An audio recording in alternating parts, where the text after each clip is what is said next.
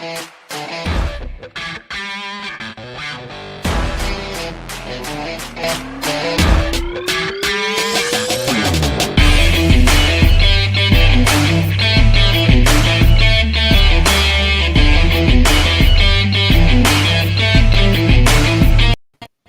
everyone, and welcome back to The Perspective. I am not your host for the evening, Ethan Micheal, but your hosts are BrainBug and Thomas. Brian, how are you? Oh, I'm doing all right. Just excited to take some more supernatural claim calls tonight. How you doing? I'm doing well. Thomas, this is your first time on your friendly neighborhood atheist. So tell me about yourself. How'd you get into how'd you become an atheist and then become an atheist YouTuber? First off, Ethan, thank you so much for having me on. I've been watching your show off and on, and I'm really excited to be here. And as far as who I am, I have a show called Holy Koolaid that I do on YouTube, where I do laser-focused animated videos. I try to take complex topics, whether it's about paranormal phenomenon or scientific ideas, and I try to condense them down in a way that people can understand, that are bite-sized and easy to digest. So I've done everything from, I just did a series on ghosts and things that are mistaken for ghosts. I've talked about psychic claims. I've talked about UFOs, flat earth, young earth creationism, really the whole spectrum. And how I got into it was I was a young earth creationist. I believe the earth was formed in 6,000 years old, as is stated in the biblical book of Genesis. And I believed in angels and demons and all kinds of paranormal stuff. I believed in the power of prayer.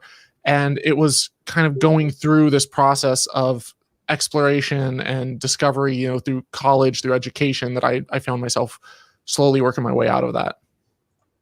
Awesome. And how did you specifically go with the name Holy Koolaid? A little bit of a long story, but the short version is, if you're familiar with Jonestown, there's a cult founded by Jim Jones, and he basically had, it was a group down in South America that some say he forced some of them, some say that he convinced others to take this fruit drink that was laced with cyanide, and basically they killed themselves in this revolutionary act of suicide. And it kind of is it's the paramount example of the lengths that cults can make people go to. And so people, as a result of that instance, there's a phrase, "Don't drink the Kool-Aid," that people say. Now, the drink itself wasn't necessarily Kool-Aid, but people, when they hear "don't drink the Kool-Aid," it instantly comes to mind. Well, a few years after that, or a few decades after that, the Church of Scientology was in the news, and there were a lot of crazy things that were coming up online, and people wanted to push back against the harmful stuff that they were doing. And so I remember watching this documentary and seeing people posting on message boards like Reddit and 4chan, and they decided to all meet up in person with Guy Fawkes masks on, standing outside of the Church of Scientology chanting "Don't drink the Kool-Aid." And it was just this really powerful image of people gathering and standing up to a powerful cult. And that's kind of what I wanted my channel to represent, was that people can be free from extremism. They should look outside or look behind the curtain and question things, because truth withstands scrutiny. So they should dare to be curious, look into things, and not just take dogma and whatever a cult leader says. And also be careful not to go so far, that they wind up drinking the Kool-Aid with something like that. Well, that's fitting. That goes with your tagline too. Yeah. Cool. Are you both ready to jump into our first caller? Let's do it. Yeah. Awesome. I'm going to jump off screen. I will, Brian, once you guys want that photo on screen, let me know. In the meantime, here's your first caller. Kayla, you're on with Thomas and Brian. Hi, Kayla. Good to talk to you.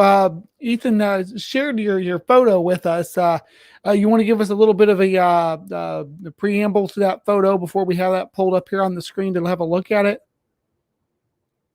Sure. I took that beginning of the year. It was in March, and my son's monitor, the parent unit, is sound activated. And if I'm not hearing any noises for a while, I always click it just to check on him. And I just looked at it, and I happened to see this figure. Looks like it's crouching down, watching my son. And I was outside at the time. I flew into my room, checked everything, didn't see anything. Went back out and looked at it, and it was still there. I tried to rationalize, thinking, maybe I had clothes and it was the night vision picking up on it.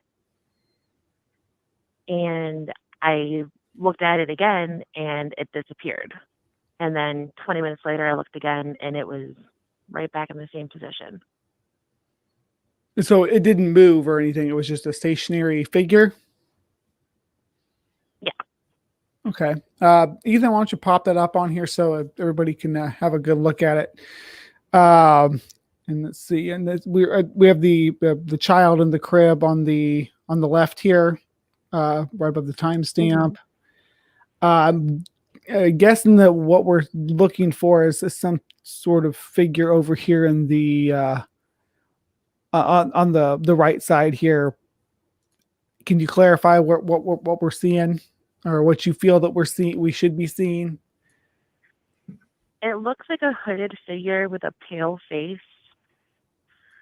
I did not feel any malicious energy or negativity coming from it. I have a few theories of who or what it could have been. And a couple of my friends who dabble with the spirits and within and all that stuff, I brought it to their attention, and they all told me, it could be bad, it could be good, but because I didn't feel anything negative, it probably wasn't anything bad.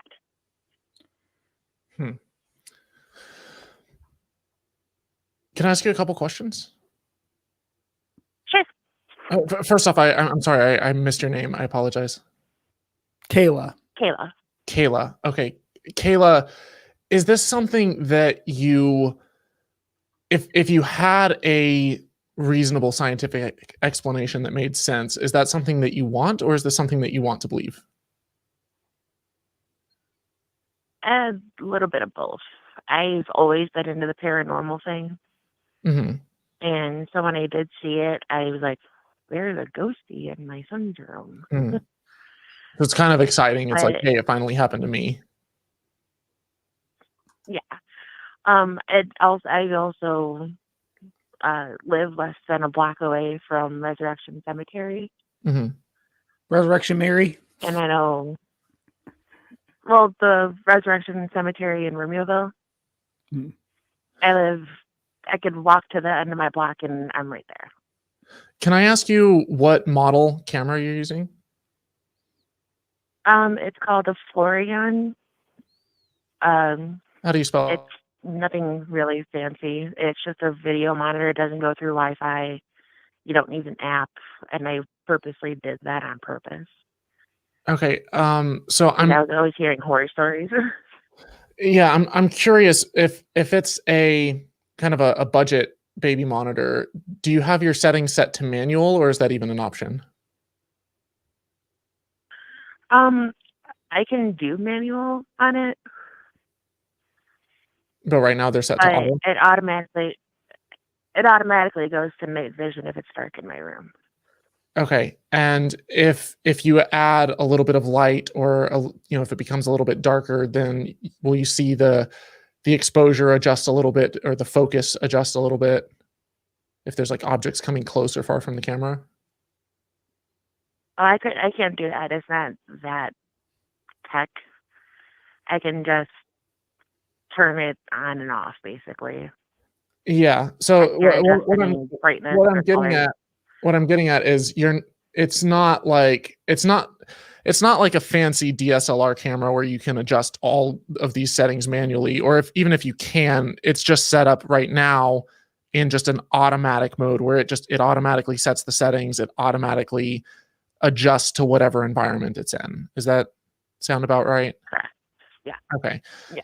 And the reason that I asked that is because I've seen a number of cases like this, and I actually just interviewed a ghost hunter he's also a tech enthusiast, and he breaks down cameras, and he does a lot of stuff with photography. And he had a similar case to this one, where it was the camera settings specifically that were showing something very natural, but it was misinterpreted as paranormal. And what I'm seeing in the case with yours, it looks a little bit different, but from what you're telling me, it sounds like it showed up and then it went away and then it showed up again. And I'm not saying it's not a ghost. I'm not saying that, that I'm not ruling this out or trying to discount or belittle in any way. I'm simply saying, like, it sounds like there's a very reasonable explanation for this, because I've worked with cameras. I've been editing videos for 15 years now, and I've seen footage like this where you'll have a camera adjust to a scene, and you might have it automatically adjust either the exposure or the focus, and cause these little blotches of light that you're seeing. If we can pull the photo back up real quick, it might cause it to, like in this case, it looks like there's either something on the lens itself, or there's a reflection. There's some light coming through from the top, and it looks like the top part of the camera is overexposed, and so you're seeing a lot of white up at the top. Now, if you adjust the exposure down a little bit, then the white at the top won't be as washed out, but the baby in the foreground will become a little bit darker. And so if the camera automatically adjusts for that, then the little white splotch that kind of looks like a head in the photo, that might disappear. And so the pattern that looks like a human figure would disappear along with it. And then if it automatically adjusts again, then it can cause that to come back. And it can come back and it can go away, and it can do that all day long. But it's not necessarily paranormal. Our brains are just really, really good at finding patterns that aren't necessarily there. So there's a phenomenon called pareidolia, and it's why you might think that something looks like a face on Mars, or you see like something that looks like two windows and a door, and it might look like a smiley face. Seeing like wood knots and stuff a lot, Yeah. And so if we see these patterns in a photo, a lot of times there's some really good examples. If you Google search for pareidolia, you'll see these faces or these things that look like faces or objects or figures. And then you look closer and you're like, oh, that's the outline of a bush, and that's the outline of this or that, or that's, and there's common, very explainable natural explanations for it. But I think that might be what we're seeing here. Because initially when I saw that photo, because they sent it to me through Twitter, I had a hard time seeing the figure at all. And then I looked at, where the light was, and I was like, okay, I can kind of see the outline of a shadowy figure. But if you adjust the exposure a little bit, then that goes away. Understandable. I also use my phone to take a picture of the video camera screen. Mm-hmm. So that could have thrown it off as well. But since then, my son has also experienced other things that I wasn't able to document. My grandma passed away 7.5 years ago, before my son was born. I'm sorry. And she was very old-fashioned, and she always said if I slept with a fan on, it would catch on fire and I could die. And I have her memorial card right above my son's crib in a picture frame. And one night, my fan shut off and her memorial card fell and landed face up with all the information on my son. Okay. And so, regarding your grandmother that passed away, are we speculating that that you believe this might be her spirit visiting your son? Then is that a possibility you like to entertain? I believe it was either my grandmother, my aunt, or my son was supposed to be a twin, and I ended up losing him very early in pregnancy. I'm sorry. And my son, I believe that he is seeing his brother. Okay. Because my son he's a little bit delayed. He's speech delayed. And we were playing in the back room that we always do. And his ball rolled underneath the futon. And he went underneath it to go get it, and he freaked out. And he jumped up and he goes, "Ma, car." I'm like, "What?" And that's not a car, that's a ball. And he got really frustrated with me. He goes, "No, car." And with that, he went and got the ball and showed me. My son's only 2 now, and there's no way for him to know this, but his brother's name would have been Carson. Okay.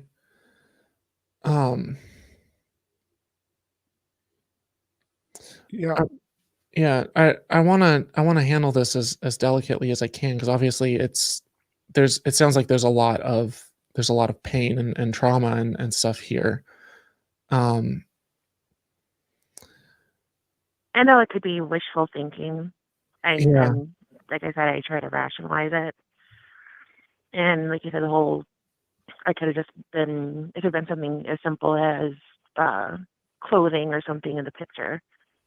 mm, Well, that you're open to natural circumstances causing this is a good step, and nobody's here to disparage your if it comforts you to think that your grandmother's spirit is watching over your child, or that your other child is there. No one wants to disparage that, but as when it comes to this photograph, we can only work with what we know. And Thomas has looked into this type of stuff quite a bit with the ghost hunting and ghost photos and stuff like that. So he is pretty knowledgeable on that. And pareidolia is one of the most common explanations that we see for photos like this. So that's probably what we're looking at here, just to be blunt about it. But as far as the business card, because I want to kind of come back to that a little bit. I just did a video on ghosts and on things that are commonly mistaken for ghost spirits, poltergeists. And one of the things that I covered in there, I don't really see people go over a lot, but I think it's way more common than people realize. And that's that we set things down all around us, either on a slope or towards the edge of something, or even if it's just lightweight, there can be a change in air pressure, there can be wind, there can be, if something is sitting right at a point where it's reached its maximal maximum friction, then even a trimmer in the floor next door can cause things to slip or slide or fall off. Now, as far as the fan shutting off, I mean, I would have to know the model of the fan. There's circuitry issues in the house that could have caused it. It could be breakers shutting off. It could be a blown fuse. And obviously we can start at the beginning and work one by one through it. The goal of my videos have been for people who have a tremendous amount of fear of the paranormal and fear of poltergeists and evil spirits and stuff. I want to walk them through and show them that, like, you don't have to be afraid, because there's very normal explanations for all of this. Now, obviously in this case, it sounds like you're still grieving, as you should be, and there's a lot of bereavement and hope there that there is something more. And I'm not going to rob you of that or tell you that, you can't believe in that or cling on to that or hope for that. But as far as, this potentially having normal, natural explanations, I think that there's more than enough here to explain through natural causes. And just because, even if it's not their spirit or a ghost or something, it doesn't mean that the memories aren't still beautiful. It doesn't mean that all of the memories that you have of them aren't wonderful, and that you can't pass that on or share that with your child, and that you don't have something that's a legacy that lives on through you, even if it's not, connected through some cosmic energy or something. It still lives on in our memories. And I think that there's something absolutely beautiful there. When someone passes away, they're still in a way a part of this universe, and that, like, matter isn't created or destroyed. And when someone passes on, they continue in the circle of life. But I don't know, there's something, not in a energy sense, not in a spiritual sense, but just in a sense of, like, we're all connected to this universe. And even if our time isn't permanent, even if it doesn't live eternally, that doesn't devalue the time that we had with the people that we love. That doesn't devalue more value to it, this earth. Yeah. I know. So the life is so fleeting. It really does does add to the beauty of the time we have with those people in our lives. So yeah. And I've lost every single one of my grandparents, and I'm sad that I didn't get more time with them, especially because I'm the youngest child and my dad was the youngest child. So by the time they passed, I was still fairly young. But I take tremendous pride in the legacy that they left. And I take tremendous pride in being their grandson and hearing the stories and relearning my history and going through photo books and stuff. And to me, I am sad that I didn't get more time with them, but at the same time, the time that they were here, I think was wonderful. And I think it was beautiful. And being able to go back and like look at old photos and hear stories and stuff. It's like, there's more of a heartfelt kind of, I don't know how to describe this, but when I talk to someone who, understands that the person has moved on and that phase of being with them and having them here is over, there's this sense of treasuring those moments more than when I talk to people who are like, oh yeah, and they're here all the time and they're in heaven and it's not really a big deal. And I don't know, it's a different way of looking at things, but I don't think that it's bad necessarily. It's sad to lose them and it sucks to have them gone.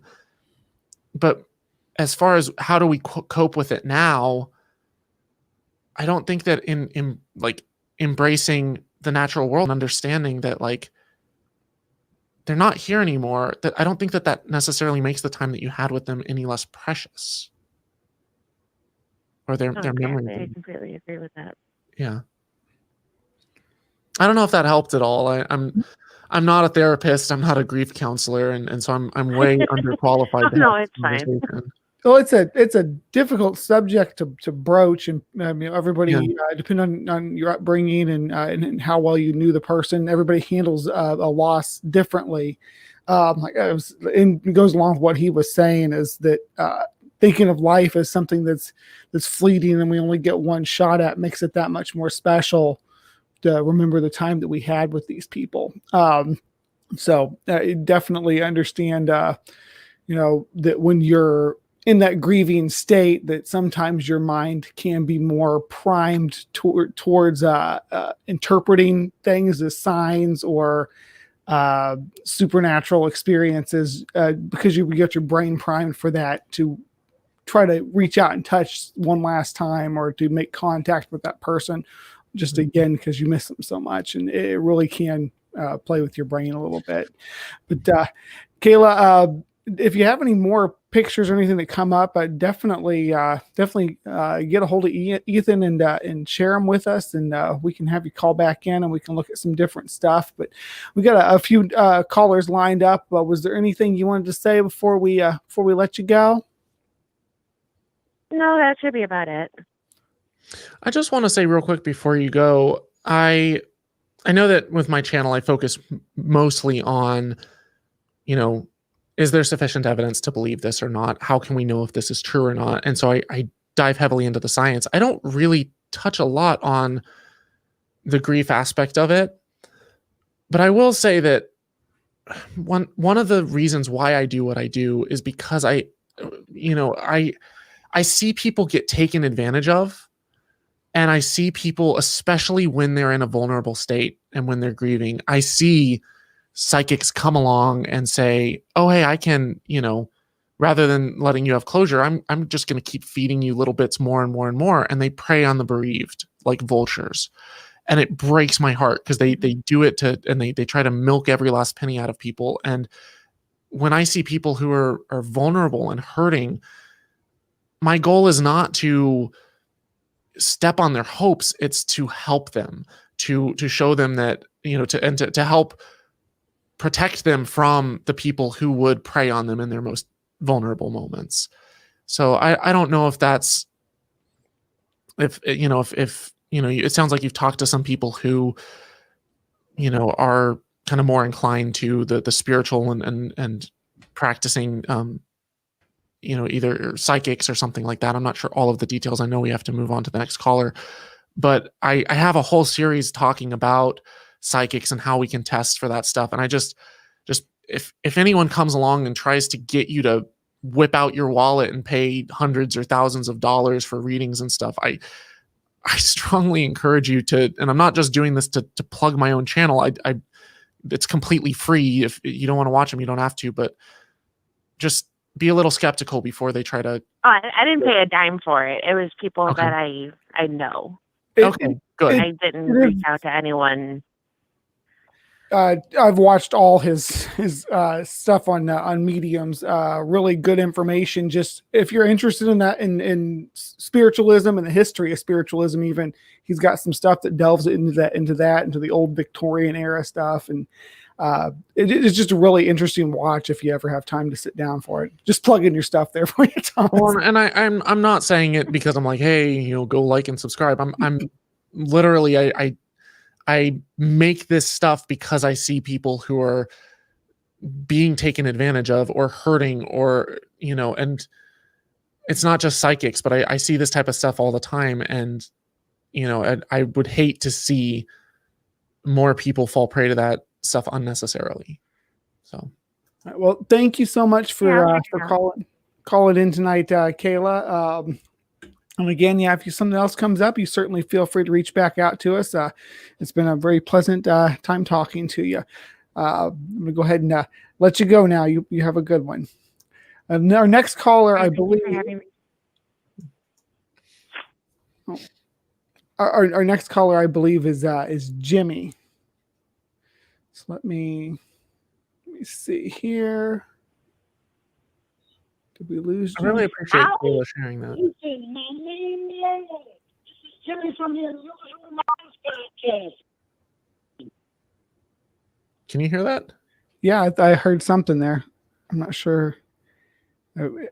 Jimmy, are you with us? Hey, I'm here with you. This is Jimmy from the Unusual Minds podcast. And I was giving you guys a call because our mutual friend, Joey Boyer, who I had talked to earlier in the year, well, he said that I need to give you guys a call and share with you impossible truths that anybody who has watched MTV has suspected, the UFO connection between aliens and Ozzy Osbourne. Okay. All right. Hit me. So we're going to have to go way back for this one, fellas. So back in Give us the cliff notes if you can. Yeah, back in 2004 at Ozfest, I was working security, right? And we got a red alert over the radio. Now, the red alert was basically every security person in the vicinity needs to meet backstage immediately. Something has gone terribly awry. So I go back there with my buddy and my, I wouldn't say it's any more of an acquaintance, right? Co-worker and such. So we go backstage, and I see my manager, I see the general manager, and I see Jack Osbourne. And they go, you know what, Kevin? We have an issue. We lost Ozzy. And I'm like, well, how are you going to lose Ozzy Osbourne? Like, there's literally security guards at every station, backstage, right? So they split us up into teams of 3, and we scoured that place up and down. And so I looked at my buddy and I said, it's Ozzy. Yeah, every third guy looks like Ozzy Osbourne. There's no way he's going to walk around here unnoticed. He couldn't have gotten too far. Jimmy, So we're having a little bit of a hard backstage. time. We're having a little bit of a hard time hearing you. Are you on speakerphone, or if so, if you're able to get off speakerphone, just get close to your mic. It might make it a little easier to hear. Yeah, we want the audience to be able to hear. Oh, no, I am not. No, I am not on speakerphone. This is just me talking into my cell phone. But I will say, once I got to my buddy, and, I basically had said that Ozzy Osbourne couldn't have gotten too far, right? He's got to be close. There's no way he could have gotten from backstage. So we go, and we just start looking in random closets backstage. Like, first, second one we find Ozzy Osbourne, and he's just in there mumbling to himself, right? And he's just kind of like, rocking back and forth, kind of having a personal moment. The man sitting in a closet in the dark at, backstage at the computer center. And he looks at us and he scolds us, tells us to close the door. But, we found him, we radioed it in, and it just felt like there was a strange energy all around, right? So then we went on break because 18-hour shifts, it can be a bit long, but then we get another call on the radio. And it was our manager saying to look up in the air. And little did we suspect that that night would be the night of the infamous Tinley Park Lights UFO. So we saw those big 3 bright lights up in the sky over Ozfest. And, my first initial thought on that, right, was that how did they do that for the concert? That's pretty cool. Like, I thought maybe they had, like, suspended up, like, balloons or something. Like, this is before the time of drones, right, were readily available. So I look up in the sky, and I'm like, no, there's no way those can be drones. There's no way those can be balloons. It's just kind of hovering there, right? So I think to myself, possibly it could be, some sort of like aircraft, right? But usually your aircrafts that you see are, between like 50 and 100 feet. This is like 4 times the size, almost stretched over the highway, and it just hovered there for about 30 minutes. And it was just hovering there, didn't make any sound, and like everyone's cheering for the video, get out and look at it, and later on, it would go on to be, one of the most credible UFO sightings. But, I dare ask you, what are your thoughts on a mental connection between Ozzy Osbourne and that UFO craft? I think it's a reach. It's an interesting connection you've made there, but I'll say, for Ozzy Osbourne to show up in a closet somewhere acting like he's on drugs. It sounds par for course, right?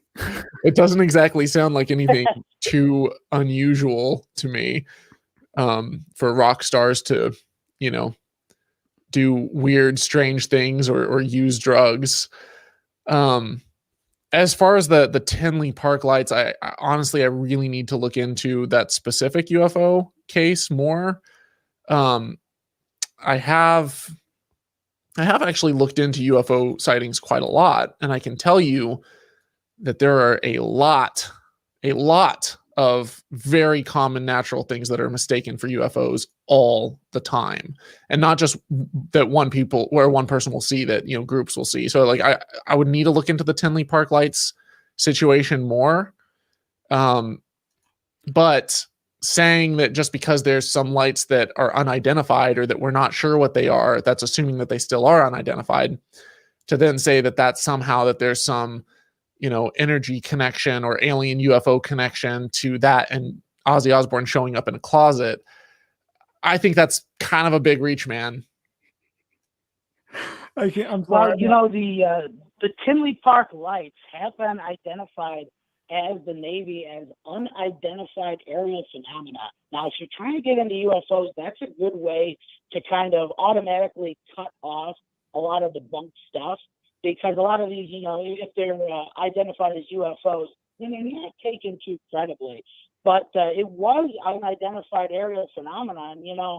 The one thing I will say is that I believe there were 77 people total who had saw it in that, as I had actually recorded it, in that 30-minute window. However, man, there were groups of people in the parking lot just looking on up, not believing what they were seeing. And I could generally assume they might have been on a little bit of drugs themselves. I'm surprised not the only one. Oh, and we're definitely aware that there are UFO sightings, which it doesn't necessarily have anything to do with aliens. Anything that can't be, that hasn't been identified officially as UFO.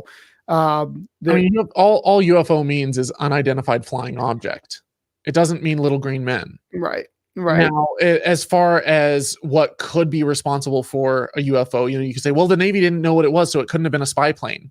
Okay, so if it wasn't a spy plane, first of all, the Navy's not necessarily going to say, if they know that it's one of their spy planes, they're not necessarily going to let on that it wasn't, because especially if it's a top secret operation, that they don't the information they'd released to civilians anyhow. Yeah, and then even if it's not, there's so many different things. I've seen, things, blimps and commercial aircraft and private aircraft and drones. I've even seen people synchronized jumping out of airplanes with parachutes that had sparklers on their heels. and they, parachuted into stadiums and stuff, and yet people all around thought that it was UFOs and falsely reported it as UFOs. And it's, what's the quote? The truth, or a falsehood can go halfway around the world before the truth has time to put on its shoes. I think that there's so many different of the billions of events happening all around us every single day, and of the hundreds of millions of things throughout the year that fly through the sky, whether it's birds reflecting city lights, whether it's people operating drones, whether it's kites with LEDs on them, weird clouds and weird weather phenomena, whether it's planets, whether it's shooting stars. There's so many different things. And you could go through the list and you could say, well, that couldn't have been the planet Venus. That couldn't have been a shooting star. That couldn't have been a cloud. And sure, you can go through all of them, and you could even exhaust your list of possible explanations and say, well, I don't know what it is. But even still, all you've gotten to is, I don't know. Now, if all of a sudden this thing comes and it lands and it opens up and some little green men come out and, they talk to us in some language we've never heard of, and we take a DNA sample and it's nothing like ours, or we take a tissue sample and it's not made out of DNA or something, then it's like, okay, yeah, I will 100% grant you right then and there. I'll say, hey, we made first contact. That's amazing. And I'm not saying that there aren't other life forms out there that exist, but I'm saying simply seeing lights in the sky, that's enough for me to say, okay, we don't know necessarily what it is. If it's unidentified, it's not enough for me to say, therefore they abducted Ozzy and put him back in a closet somewhere.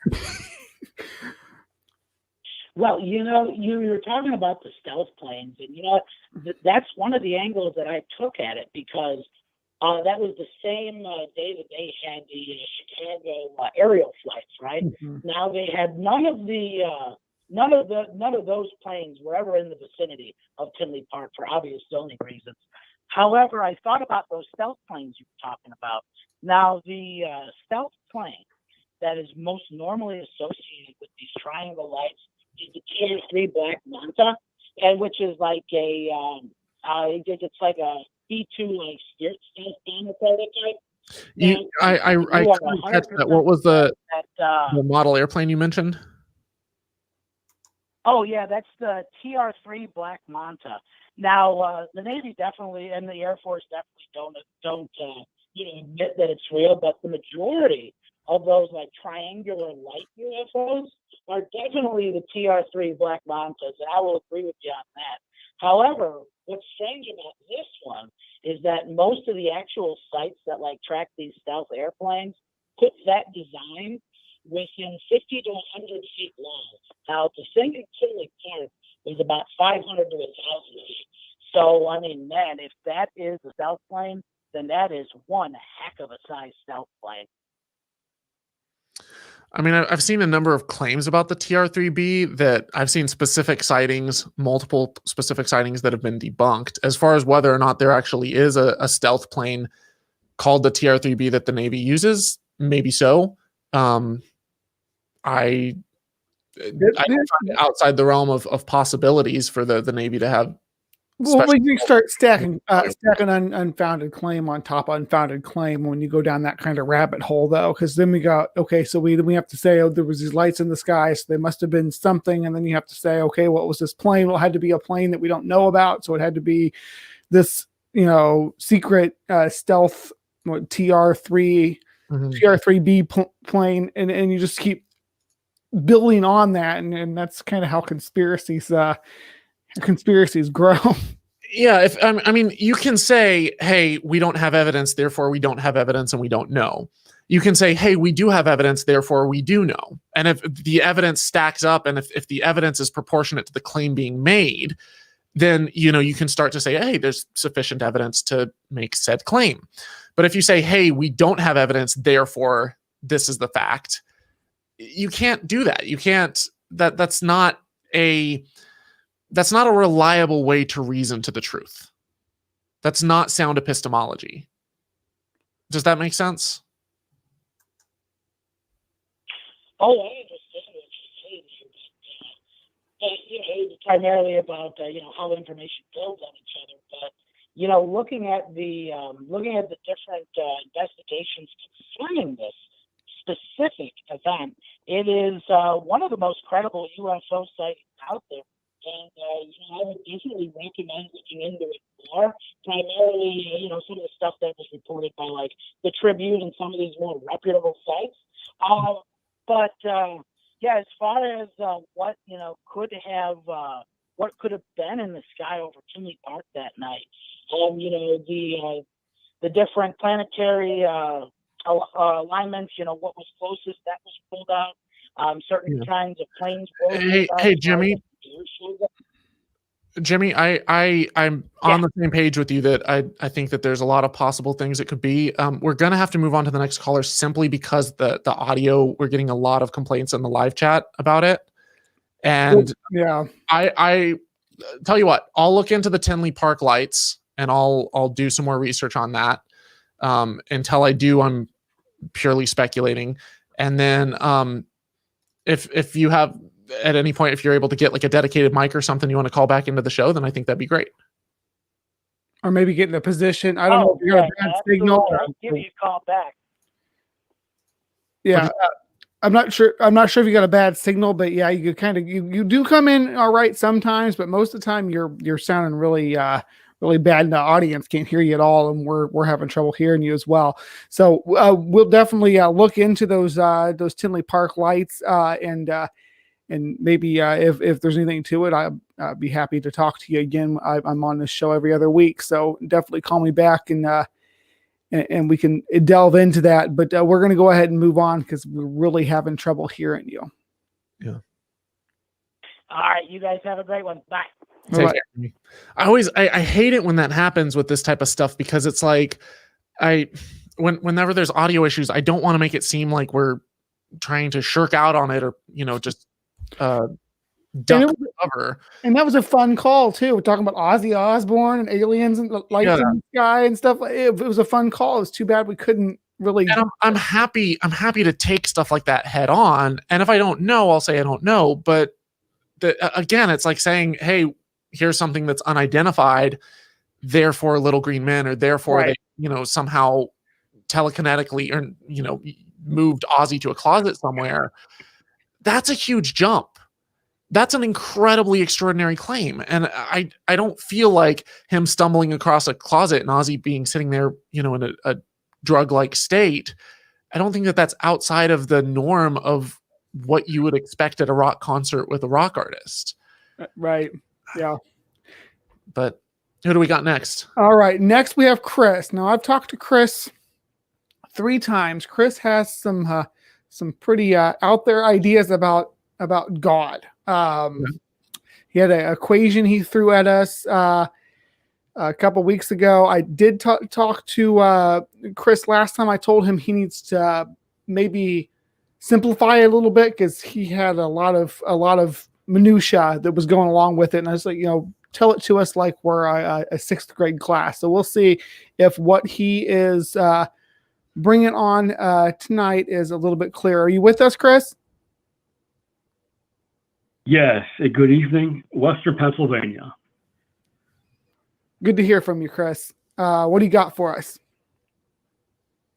I have to say, hearing the private chat with Ethan and you two hosts, that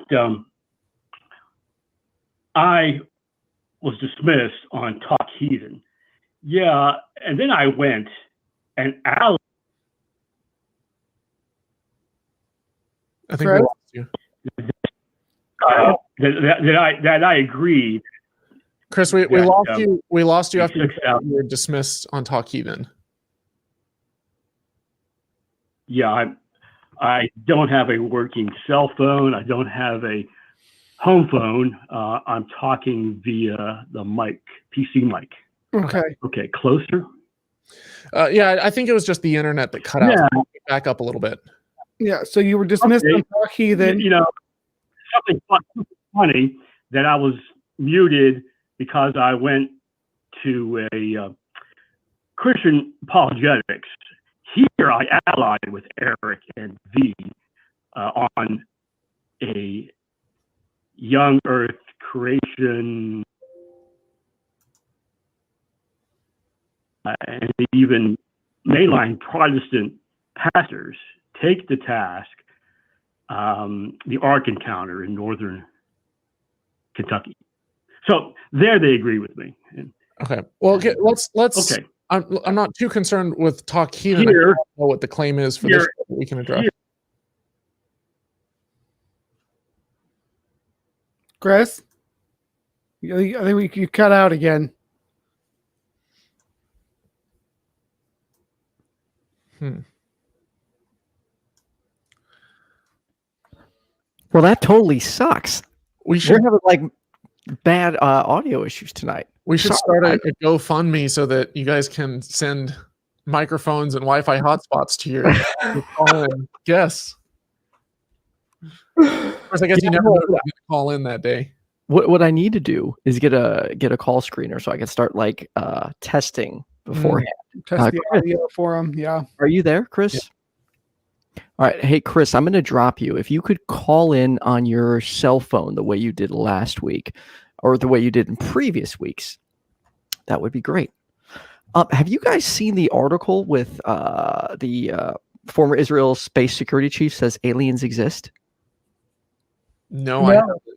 Oh, that's that, dude. I am so excited. Let me put that in the. Someone earlier put it in the chat. I'll put it in there again. Supposedly, there is a galactic federation waiting that's already made contact with Israel and U.S. intelligence, and they're just waiting for us to be space ready to make contact. Okay. Really? Yes. Oh, let me have a look at this. All right. Former Israeli space security chief says, and it scrolled down. Hold on. What's a space security chief? I'm kind of wondering the same thing. Is that an actual official position in the Israeli military? I am actually also a former Israeli space security chief. I'm a space pirate. Oh, Got another web call. Hopefully this works. If this doesn't work well, then maybe I won't use the web function anymore. I saw them using it on another show and I was like, dude, this is super cool. So if people don't have a cell phone, they can click the link and come right into the thing. But unfortunately, there appears to be. It really depends on how fast people's internet are. Right. Internet is. Now, if anyone watching right now has a paranormal or supernatural claim that they want addressed, that they're curious about, that they don't know how to explain, and you want to talk about it or convince us, or if you're religious, then feel free to call into the show. I think there's a number posted. yeah, it's a scrolling across the bottom there. We actually have two calls in the queue right now. We have Chris called back, and then we have Steven. Do you want to go to Steven next? Yeah, let's grab Steven and see what he's got to say. All right.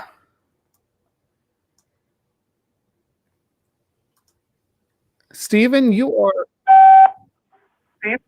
Steven? Hello. Hey, how's it going? Hey, you're on with Brian and Thomas. You got a supernatural claim for us that you'd like to discuss? Well, I saw the lines were open, and I asked if it was limited to supernatural or not, and your friendly neighborhood atheist said that I could call in with something extraordinary if I wanted to. Okay. Let's hear So it. I have something that I would imagine you guys would consider to be somewhat extraordinary. It's not too far out of the ordinary for my own self, but have you guys ever heard of this concept of ancient history being fabricated in the Middle Ages? I've heard lots of claims about history being fabricated. I'm not sure about all of it. Why don't you elaborate a little bit for us?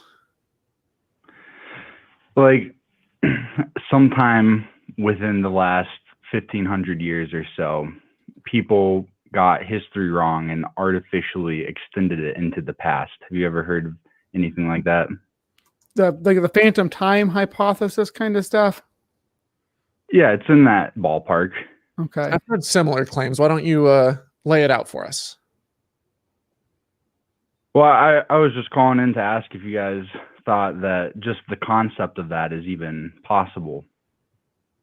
I think that we have scientific time measurement that we can be pretty concise on these dates and stuff. That I don't know which period you're talking about. There's people that will claim that certain parts of the Roman Empire or certain any length of time between the fall of Rome and the Renaissance that there's missing centuries there, but through sciences like dendrochronology and radiometric dating, stuff like that, I think we can be pretty concise about the time that passed between the fall of the Roman Empire and the Renaissance. I mean, I'm welcome to hear evidence of the alternative, but that's what I'm understanding. If you're wanting a response, I can tack onto that. If there was more that you wanted to add or to argue in favor of it, then I'm happy to do that first. But go for it. Tack on. Okay. So I've actually been, this is a field I've been diving into a lot lately with my Nothing Fails Like Bible History series, where I've been buried in ancient Sumerian history, ancient Egyptian history, Canaanite history. And this doesn't have so much to deal with the Middle Ages per se, but just in terms of how can we know how old something is? What are reliable signs throughout history that something did happen? And there's various gradients of credibility, various pieces of evidence that are more credible than others. So for example, if let's say that you find a written account that was written 500 years after someone's life and it mentioned them once, and that's the only piece of evidence that you have for them, that's not nearly as reliable as actually having, multiple written accounts that were contemporary, that were written during their life, and you found a body and you're able to carbon date it and it dates to that time period. And, there's more credible pieces of evidence that can stack up to give you a bigger picture of history. Now, that's just for one person. Imagine then taking that and extrapolating it out to millions of people throughout history, all, either dying, having their bones buried. We can dig up these bones, we can take DNA samples, and we can look and we can see, okay, with their DNA, someone who died 100 years ago is going to be much more closely related to us than someone that died 1,000 years ago, than someone that died 10,000 years ago. And there's a very consistent rate of mutation. So we can take DNA samples and we can go back tens of thousands of years. And there's more and more reliable ways that they can do this now. They're not just limited to taking DNA. Sometimes there was a breakthrough recently where they found proteins and they were able to roll those proteins out and find the messenger RNA equivalent and find DNA samples and sequence people's DNA based off of protein that they found that was native to their body. And so we're able to sequence DNA, and we know the rate that it changes from one generation to the next. There's different rates from your mother's mitochondrial DNA versus the male part of your father's sperm, of your the Y chromosome. Sorry, and so you can trace back your lineage both with your mother and your father, and you can get a really big picture genetically of how people have changed over time and the rate that they've changed over time. And you can see when different cultures were last related to each other, when they last had a shared common ancestor, and how long they were separated. Because as they separate, they start having different mutations in different parts of their cells, their sex cells. So you can get a picture there with DNA. You can also then go and you can do digs. Real quick, can I interject? Sure. That is interesting. Is there a term for that type of dating? Like genetic dating? Phylogenetic mapping? Biogenetic mapping is what that falls under. So if you just Google search for like genetic dating, DNA analysis. All right. Yeah. There's a lot of. What was the second thing you were going to get into there? Sorry to interrupt. Yeah. So that basically that's one method of dating actual organic material. Once it gets super old, once it gets past a certain point, then it starts to break down and decay to the point where you can no longer date it accurately. But you can pretty reliably go back, well through ancient history, at least the historical time period of the last like 10,000 years or so. History goes back to about 8,000 years or so of like written history. Actually, I don't think you don't actually have to have the DNA of these ancestors either. You can find that DNA in each of us. There's there's DNA of thousands of different haplogroups, or not thousands, dozens of haplogroups and thousands of ancestors that we have, and we can chart, and you can see, when your family diverged from your neighbor's family in the, back in Europe. We don't actually have to have the people who lived back in Europe's DNA to do that. We can map that. Well, so for example, if just to tack on what you're saying with that is, if you find like an isolated tribe that hasn't been contacted and you take a DNA sample, you can fairly accurately predict how far back in the past they diverged from humanity. And it can go beyond humans too. I mean, that's how we understand about our evolutionary lineage. Our lineage is through different primates, through Australopithecines, back through Ardipithecus and things like that. It branches all the way back, and we can find those markers in our own DNA and interrelatedness. Mm-hmm. Yeah. So to then give you like a bigger picture. So that's one way. That's one way of getting an accurate date or fairly accurate. Now there's some margin of error. It might be off, because there's mutation rates can vary a little bit, but they don't vary insanely. If all of a sudden you start having this out of control mutation rate, you get this thing called cancer and you die. So there's constraints on how fast your DNA can mutate. And so but because there is a little bit of wiggle room, then like the further back you go, the margin of error gets a little bigger. You can say, okay, they lived anywhere from, 2,500 to 2,800 years ago. So that you start to have a little bit of a range. But you can start to tune it in a little bit there's overlapping dating methods.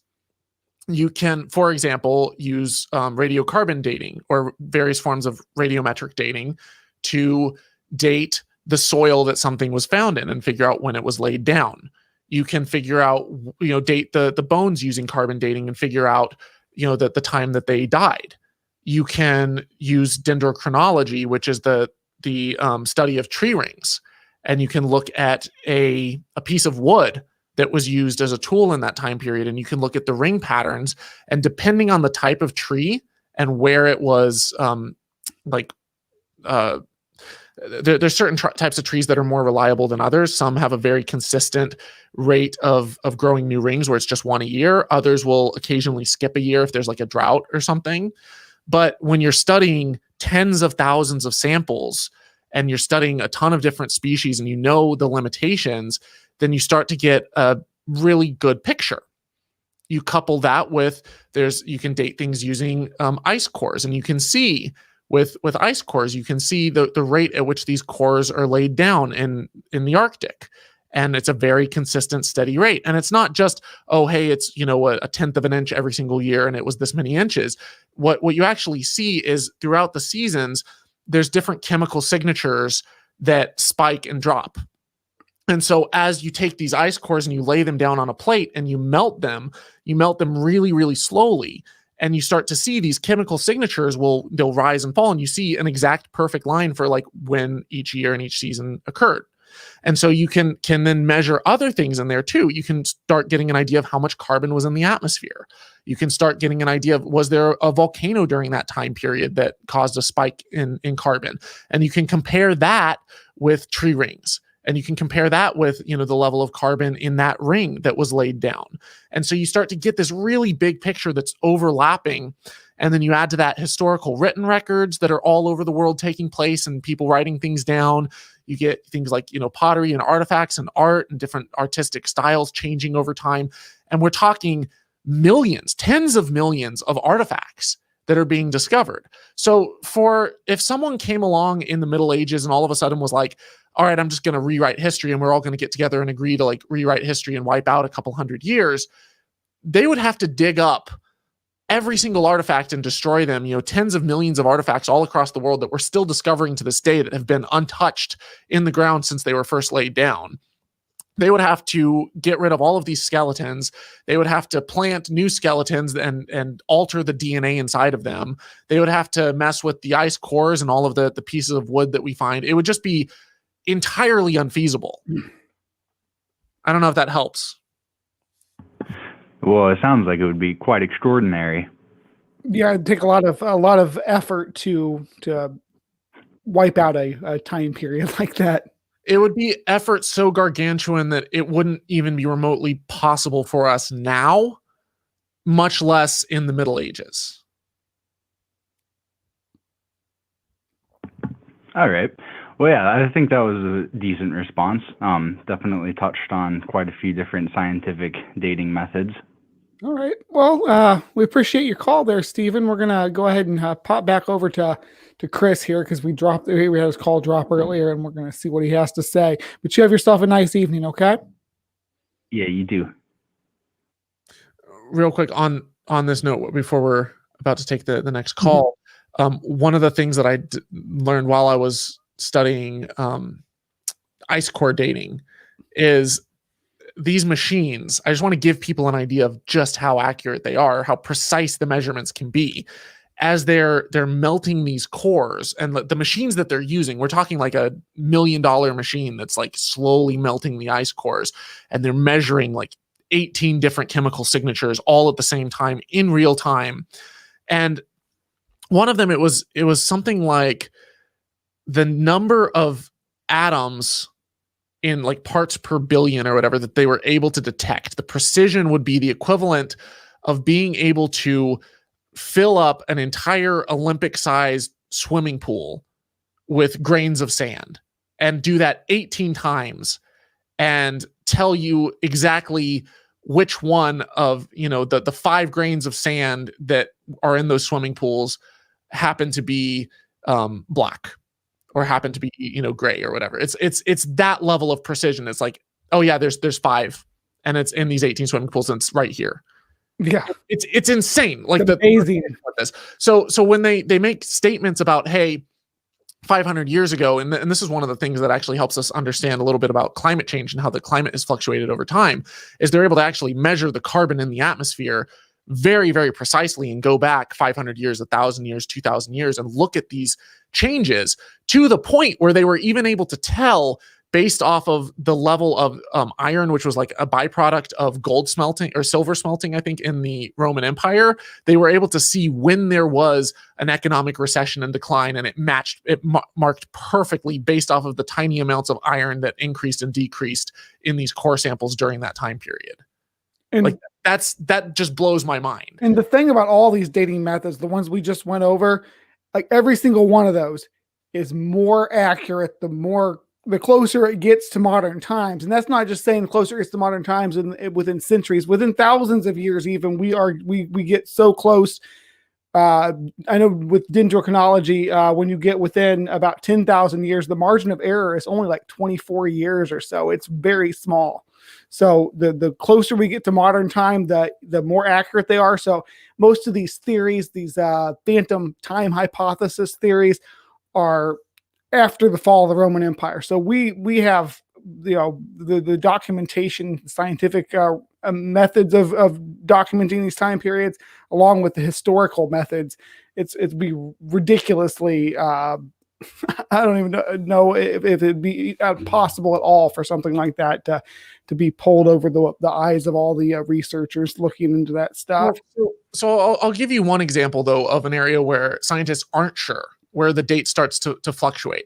And it's if we go back to about 600 BC, that time period, we have very precise dates for figures that lived. And because a lot of times you might have a character that, if you look at the Egyptian kings lists, it's not necessarily precise because there wasn't hey, this is this time before Christ, because there was no Christ. So it's like, okay, what do you pin it to?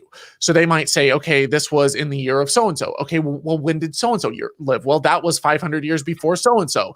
Okay, well, we know when he lived, so we can get a pretty good idea tacking it backwards that way. And sometimes we can date the bones and get a rough idea with some margin of error for about a 50-year time frame. So we'll find like the body of Ramses the Great in a tomb. He's decorated like a pharaoh. It says this is, the tomb of Ramses the Great, and we'll do some, carbon dating on it. And we're like, okay, it was somewhere in this range, but there's some level of floatability of those times, because you might have in that king's list some bodies that we can't find that are missing. And some of those pharaohs there may have been some overlap, and there may have been 2 people ruling at once. There may have been people who are missing who aren't listed there at all, who were attempted to be wiped out from history in what's called damnatio memoriae. Like there's different areas where there's a little bit of a question mark that you have to tap on things, but we can go back at least to around 600 BCE and have pretty damn good certainty of like when actual events happened. When you start going back further, one of the biggest tasks right now that historians are attempting to solve is the exact date of the Santorini eruption in Thera. And it's the reason that they don't know exactly when that happened is because you see like a couple of spikes of volcanic eruptions in the ice cores. And you also have in dendrochronology, you have a couple spikes, and they're trying to figure out exactly which one was that eruption versus a different one. And when you carbon date samples that from that time period, because carbon dating 3,500 years ago has a little bit of wiggle room of about 100 years or so, then they're off by maybe 50 years one way or the other.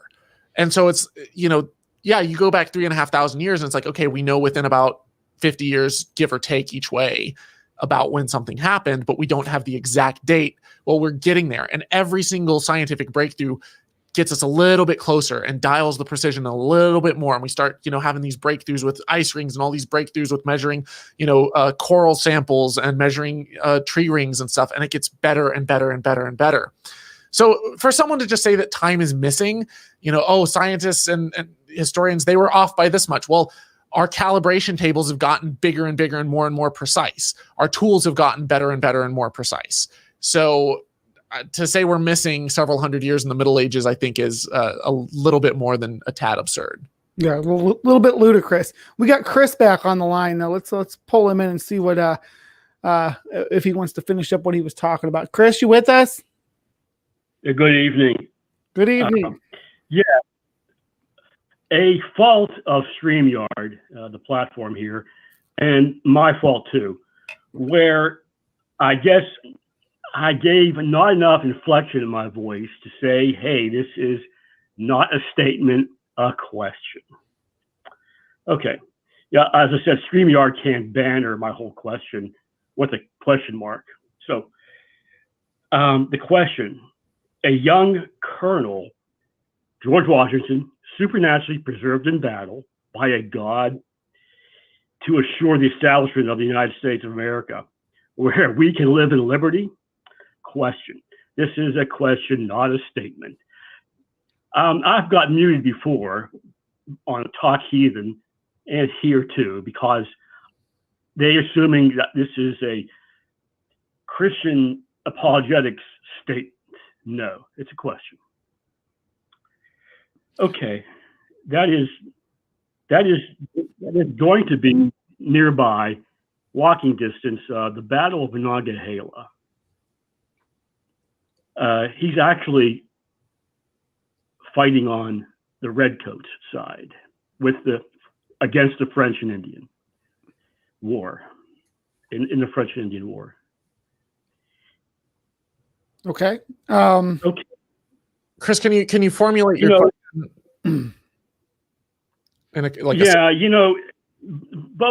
Both the belligerents here and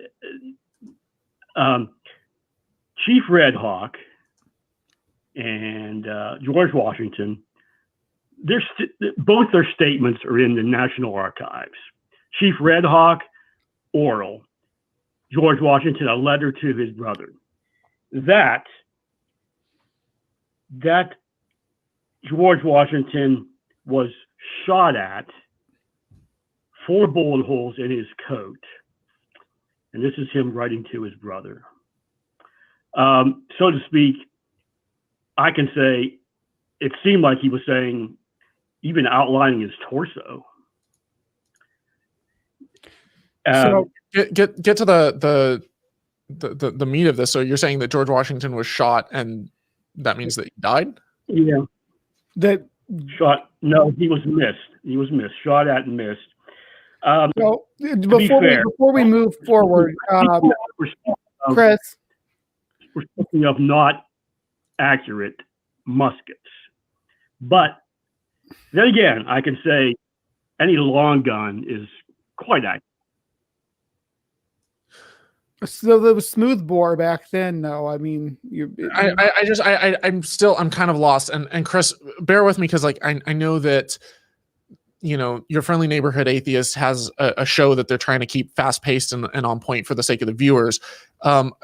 Is the claim that you're saying that George Washington, that he died, that he didn't die, that he came back to life, that he was preserved? Just if you could just condense it down for us, what the claim is, then we can start looking at the evidence for it. Yeah, he was aide de camp to General Braddock at the time. At the British defeat in the Battle of Monongahela, near Pittsburgh. Okay, well, we can get into the logistics of the battle and everything, and who was there. What is the claim, though? Is what we want to know. So is the claim that God protected George Washington? Well, hold on. I was clear-eyed. It was just going to be said. Okay. He was claimed to be shot at 11 times, but did not succeed in killing him. That's the oral tradition that came from, at the time, he was still a chief, but a young chief, Red Hawk. But later in a campfire with Washington, he reveals the story that George Washington, then a general, over this campfire, and he didn't come down. That he had some spirit in the sky. This is Native American speak. Some spirit in the sky was preserving him for better things, the USA. Okay, so let me see if I can't recap the claim, and you tell me if I've picked up on what you're saying. That God protected George Washington from getting shot, protected him from these 11 bullets, or so that he would survive in order to contribute to the founding of the United States. Am I with you so far? Hey, Brian, yeah. Okay. And Brian, respond to that, Chris.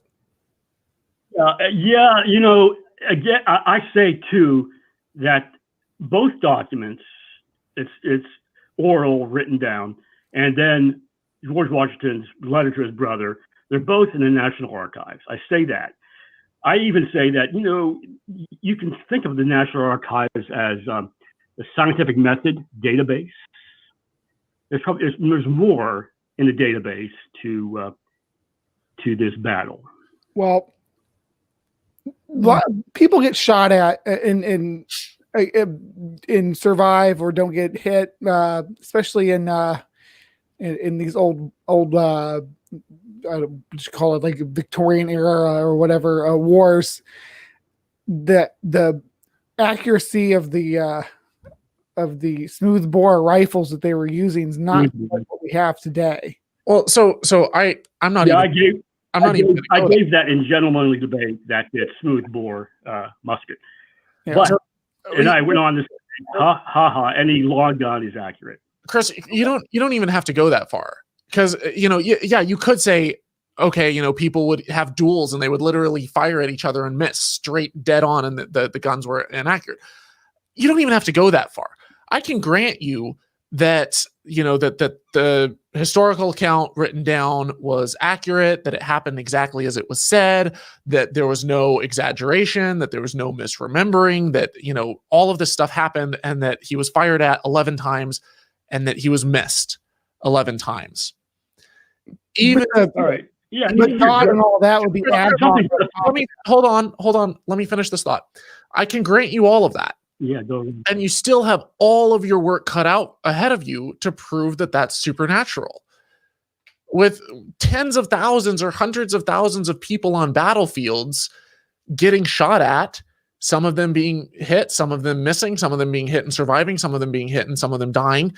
The ones who survive, you're going to have a survivorship bias. Those are the ones you're going to remember. Those are the ones that are going to be written about. Those are the ones that are going to go on to change history. So I could grant you all of this, and you still have all of your work cut out to prove that it's supernatural. You could say it's unlikely. It's the odds make it unusual. Well, sure, but unusual things happen all the time because events happen all the time. This is Texas sharpshooter right here, with George Washington being the target drawn around him because he happened to be the first president and went. But had George Washington had one of them bullets been fatal, we don't have any reason to believe that everything else that went towards founding the United States is not going to be taking place. We don't. I don't think that everything that was written down was remembered accurately at that time. I don't think I know how people will exaggerate battle accomplishments and heroic tales of their leaders in order to drum up the courage of their men. I know how the human psychology works and how we do that. And even if we're attempting to be honest, just one retelling to the next, this game of telephone. I heard he was shot at 2 times. I heard he was shot at 5 times. I heard that they grazed him and that, that he kept on going. And it's stories build up like this elaborate game of telephone.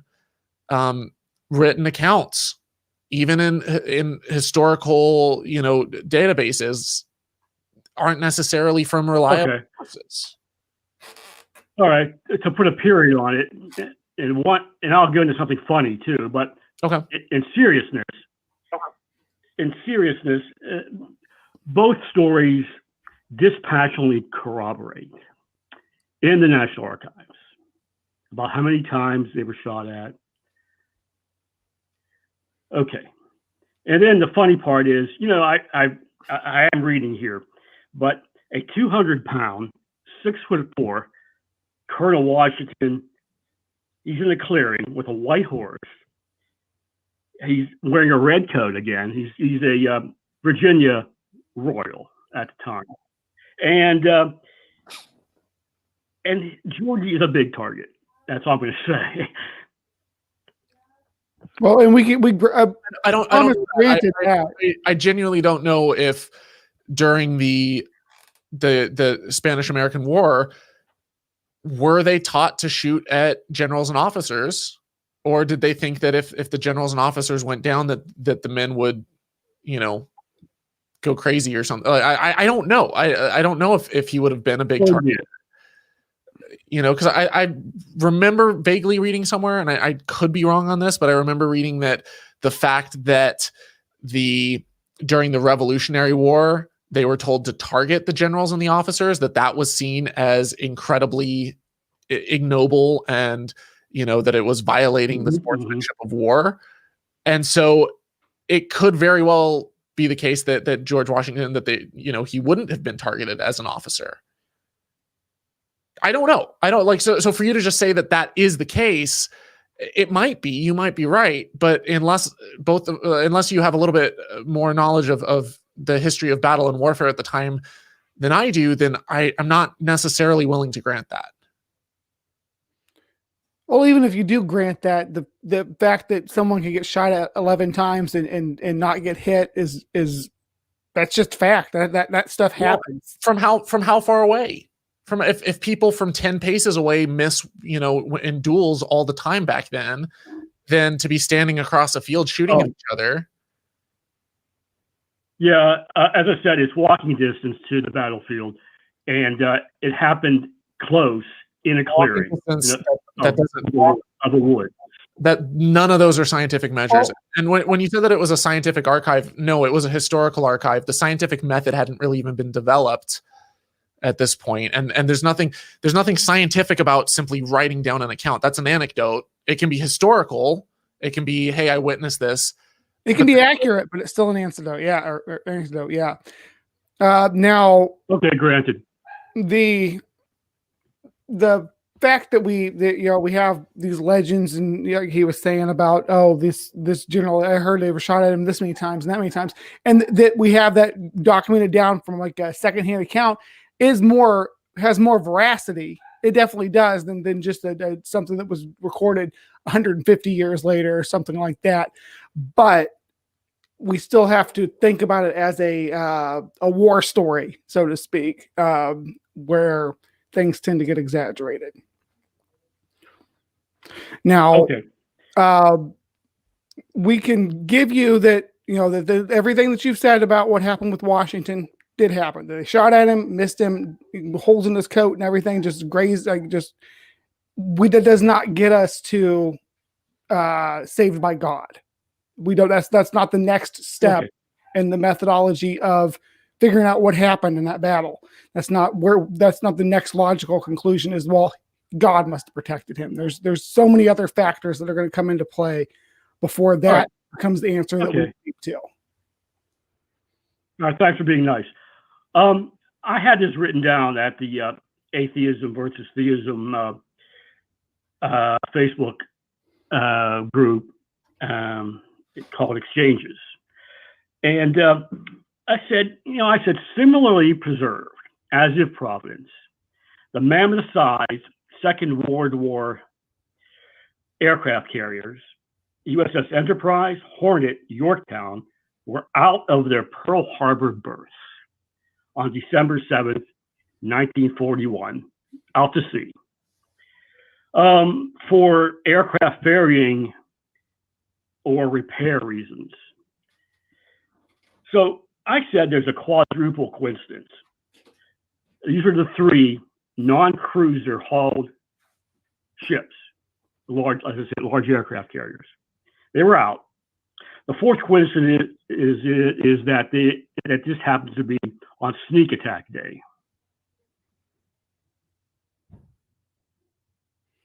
Okay, Chris, I think we're probably going to have to save that different topic for another call, because we do have one more call lined up and we are running out of time.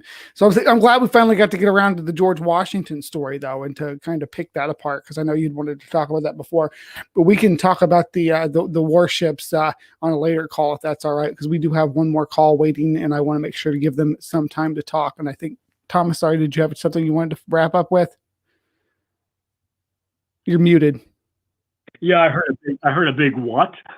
All right. Just a 20-second point just to tie all of this together. I've seen a number of calls that have said, whether it was the UFO claim that, hey, we don't know what this is, therefore aliens, to, hey, we don't know how George Washington could have survived all of this, therefore God. I think that there's a common thread here where you see something that seems a little unusual, or there's not really evidence for, or you don't necessarily know how it happened, and then therefore jump to these elaborate claims. That's not proper reasoning. If you actually want to know how the world works, you have to present positive evidence for positive claims. You can't just say there's a lack of evidence, or there's coincidence, or, we don't know, or evidence is missing, and, therefore put forward these claims. You have to back it up with empirical data. And yeah, we can get to the next caller, but that was just a line that I was seeing kind of drawn. Yeah, that's kind of what I finished up with that Washington thing, is that, once we can grant all that, but the next step is not necessarily God. So, Chris, we thank you again for your call tonight. I'm going to go ahead and let you go, and we're going to pull on this Termy.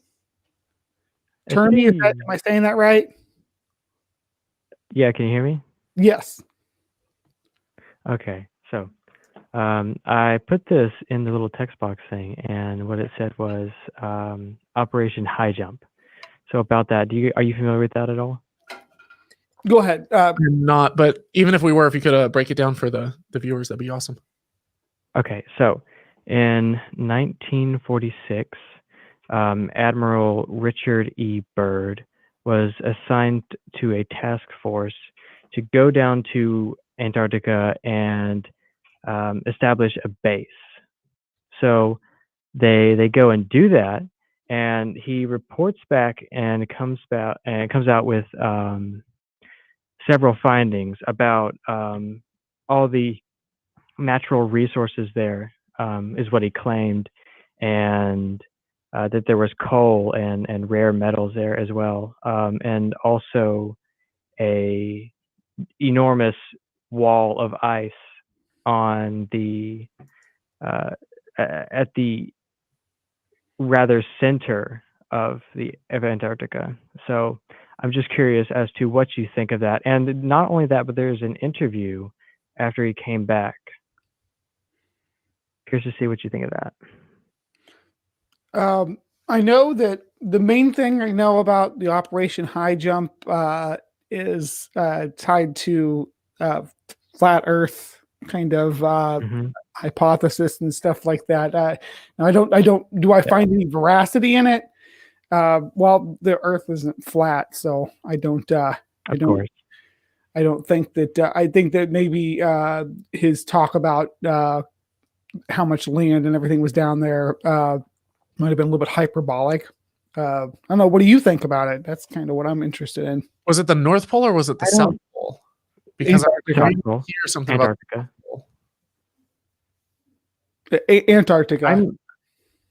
I no longer believe in the whole conspiracy theories and stuff. I mean, I'm more curious as to what your thoughts on why there would be so many natural resources such as coal and rare metals there. In And- Antarctica. If that's assuming that it's true. Well, did they have? Is there samples of this, or was it just a claim that was made by expedition? Because you actually have to take samples and take them back and put them in the lab, especially back in the early 20th century. They would have had to ship it back to a lab and done some testing on it to see what kind of resources were. Well, I mean, even if you did find natural resources, and natural resources or a natural resource is just that, it's a natural resource. So Antarctica it's not just ice, there's landmass. Yeah. Could there be natural resources there? Sure, it's not outside the realm of possibility. I don't know what they've found in Antarctica. I don't know a whole lot about this guy, other than that apparently there's some controversy surrounding him. As far as him saying that he saw an ice wall, I mean, you see glaciers, you see mountains, you see snow, you see ice. Lots of ice walls in Antarctica. What does that mean? Does it mean this impenetrable going all the way up to the heavens, blocking us off? I'm not exactly sure, but I don't think there were any pictures specifically of the ice wall. I do know, however, there were lots of. Let me touch on the coal though, because that's kind of a point that maybe a lot of people don't understand. This coal is it's mostly plant material that's been preserved during the Carboniferous. The land masses were all together, okay, and Antarctica was not icy back then. It was a green landscape, so it's definitely not out of the question that there would be coal underneath the ice. As a matter of fact, I would expect there'd be at least some fossil evidence and some coal, other natural gases, of course, under there. The problem with Antarctica is that the ice is so thick that to harvest these resources would be more expensive than to that it would be worth to haul them out of there. That's why we don't see as much drilling and stuff in Antarctica. And then of course we had the Antarctic Treaty because we wanted to preserve the natural resources as they stand. That's very similar to the reason why we don't, like for instance, there's so much in the Congo Basin, so much natural resources and valuable minerals like diamonds and stuff, but the cost to go into there and extract them is greater than what you'd benefit by actually getting them out. So there may be natural resources in there in Antarctica that we haven't harvested, but not because there's of some underlying conspiracy, but just because it's not feasible at this time in our human development to do so. Well, and the thing is, you can go to Antarctica right now. There's nothing stopping you. There's nothing stopping anyone other than, getting the money to go to Antarctica. You can go and hop on a cruise ship and you can go there and you can have an expedition and you can ski across it if you want. And you can take. But isn't it very limited access? I don't think so. I think there was like a dude who skied from one end to the other. Really? Like a regular dude. And you can join a scientific expedition and you can go and you can take samples and you can test stuff. And I don't think it's that hard to get into Antarctica. Like if you want to, you can go there. So and I mean, since since the discovery of Antarctica, there's been, thousands and thousands of people who have gone there and who have, set up shop. And there's an ongoing constant base in Antarctica where they're, performing different scientific tests. There's landing strips and stuff. And there's, boats, ships that go down and come back all the time. So you can go on cruises even. Yeah, go down there on a cruise. They're expensive. I mean, it's the bottom of the earth. It takes a lot to get there, but you can do it. Yeah. You can do it all the time. If you Google search right now, Antarctic cruise, I'm seeing NCL, I'm seeing Silver Sea, I'm seeing Celebrity Cruises. It's not like you're going to get down to Antarctica and a Black Hawk helicopter is going to come flying in and, shoo you away. That wouldn't be my first choice for a cruise. I'd prefer someplace warmer. Somewhere where I can swim. Yeah. You can swim in Antarctica, Thomas. Yeah. You can swim there. You can, but you shouldn't. All right. Now, was there any more regarding this? I don't want to call it a conspiracy, but what else would you call it? Operation High Jump was actually something that happened. Admiral Byrd is a real person. Yeah. He did really say these things, but what they mean is, as far as looking at what we know about Antarctica now, I think it's hyperbolic. That's my opinion. Yeah. Can I just add to this notion that somehow people in the military are above, refute, like that, oh man, it was some qualified, reliable person in the military that said and saw it, therefore it's true. I'm like, can I swear on your show? I think we get one. I get one. I hear that. My reaction is hardcore bullshit. I know people in the military. I almost joined the Navy myself, and like people are just as prey to cognitive biases and self-delusion and misremembering and lying and as anybody else. Someone in the military, there were people in the military and the Navy who came back, during the 16, 17, 1800s who claimed that they saw sea monsters in the ocean. There were people who thought that, that they saw El Dorado in a land made of gold and had these mermaids about it. Yeah. It's to assume that somehow someone who knows how to pilot an airplane or someone who knows how to captain a ship also knows all of the limits of their own psychology, even though they're not a psychologist or a neuroscientist, and somehow knows exactly what every single weird phenomena is, even though they're not necessarily a climatologist or a meteorologist, and they have never seen certain weird insects or certain weird birds or plants or weather phenomena, that they know all of it in an age before the internet in the 1920s. And when they can't just Google search what something might be, and that before, they didn't even take a picture of it, but they see something and they present something as some weird, strange phenomena. It's a sea monster. It's a UFO. It's an alien. It's, some conspiracy, whatever. I see this again and again and again. And I'm like, just because someone is a cop, someone has a uniform on, someone is a military officer, that doesn't mean that all of a sudden they're more credible. They might be more credible than Farmer Bob, who's on drugs, because the military officer might have to pass drug tests and they might have to have a certain psychological evaluation. Their job might be on the line. So that it might be a little more credible there, but they still fall prey to all of the cognitive biases that we have under a normal, natural, healthy scenario. That was a rant. No, it's good. The good stuff right there. It's a good rant. Yeah. Yeah. You guys have brought up some great points. I really liked it. I need to keep those in mind next time somebody brings it up. Yeah. I really just brought this up to see what you guys think about it. I've been a viewer of Holy Koolaid for the past month, and I've really liked the content. It's good stuff. And I hope when I get fired up, I hope I don't come across as hostile. That's not my intent. I just get really excited about the subject matter. And when the ball gets rolling, I don't stop. Yeah, I completely agree. You're right. Just because somebody has status doesn't mean they're instantly more credible than other people. All right. Let's see here. I think we're good. That's our callers. We're at 90 minutes. All right. Hey, Operation High Jump. Thanks for calling in. All right. Or Termy, sorry. Thanks, Termy. It's all good. I really thought we were going flat Earth there for a minute. I'm glad that kind of got reeled back in because I don't. Yeah, I thought it was going there too. I have a bad habit of seeing little claims that are popping up, and because I get this stuff from the flat earthers or the young earth creationists, when I see them start to raise the evidence, then I'm like, oh boy, here's where it's going.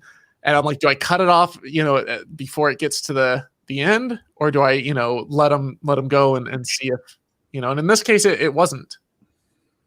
No, it definitely wasn't. What'd you think? Did you have a good time? I hope so. I enjoyed it. Awesome. What do you got going on this week, and where can everyone check you out at? Well, I am currently working on a video about Christian persecution, and I've been responding to some pretty cringy TikToks, and I've got some prophets. I actually have coming up. Somebody made a prophecy that in 2 days, on the 10th, I'm going to have a revelation, and I'm going to become a Christian, and God's going to reveal himself to me. So that's gonna, it's been nice knowing you guys, but I guess in 2 years I'm flipping ship, or 2 days. Sorry, 2 days I'm flipping ship. So if you did become a Christian, would you keep the same name, Holy Koolaid, or would you change it? Oh, I thought you were saying, would I keep the name Thomas? I'm like, no, I'm going to go from Saul to Paul on my road to Damascus. He'll be Thomas. I would go from Holy Koolaid to Unholy Kool. No, I don't know. I genuinely don't know, but I don't see myself changing my position anytime soon. And you can have revelation, remember? Yeah, I'm apparently, but here's the funny thing. I've had Eric helping me with some of my response videos. So instead of collecting footage from pastors myself, I've had him watching all of these sermons. So I may have accidentally outsourced my reconversion process. So if on the 10th Eric becomes a Christian, then you'll know why. Yeah. All right. I would hate to lose either of you in the atheist community. So I got to be honest. I hope. Well, see, this is where I don't know what to do, because I don't want you to have like some divine revelation. But at the same time, if either of you two did, then that'd be something we could look at. Yeah. I want to go wherever the truth leads. That's my thing. Exactly. If I'm wrong about this, then I'm happy to change my position. The problem is I know a little bit too much about Christianity to ever think that I'm going to backslide on that matter. Right. But as far as where people can find my work, Holy Koolaid is my YouTube channel. And that's where the bulk of my content lies. I also help organize a conference every year called the Faithless Forum, which hopefully will be in June if all the vaccines and herd immunity and everything's up to par. But right now we're kind of waiting in the mix for that. I really hope it happens, man, because I'm excited to finally meet a bunch of atheists in person. Like, that's going to be the coolest thing ever. Oh, I don't have like. It can feel pretty isolating if you're not. Yeah.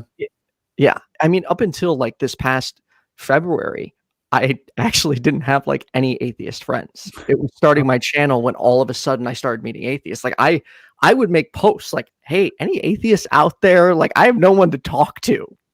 So if you come to Faithless Forum, then both of you, if you come to Faithless Forum, then the first round's on me. Oh, I'll be there. That's for sure. Awesome. Brian, what about you? What do you got going on? Well, I know it's small peanuts, but I got 300 subscribers now. So I'm doing my 300 subscribers celebration on this coming Saturday. We'll just do a little stream. We're talking about flea circuses. So it'll be a little bit interesting, kind of a historical piece that I'm doing. I believe I have Critical Cripple Dave is going to be joining me. Next week, I have, what day is it? I think it's on the 17th. I am going to be on Godless Granny's show with Erica Gutsick-Gibbon and Dr. Josh from Digital Hobby, just kind of talking about what got us into being atheist communicators, I guess, educators. And then I have something going on Saturday, but I can't remember following Saturday, but I can't remember what it was. That happens to me all the time. So Thursday at 7 p.m. Central Standard Time, I will be sitting down with Sean Schemmel on my channel. And then at 9 p.m., I'll be doing the pickup line with Hannah V and special guest dating coach, Shanna Chow. And then I'd also like to thank my top tier patrons, Cindy PLAZA, Kenneth Leonard, Kathy Letto, Ian Davenport, Best Name Ever, and the Blazing Wizard Pope. You guys rock. Thanks, Thomas and Brian, for doing this. Hold on. I was trying to give you a segue to talk about our viewing, our review. Duh! Sorry On about the that. 19th. Yeah, on the 19th, we are reviewing. What are we reviewing, Ethan?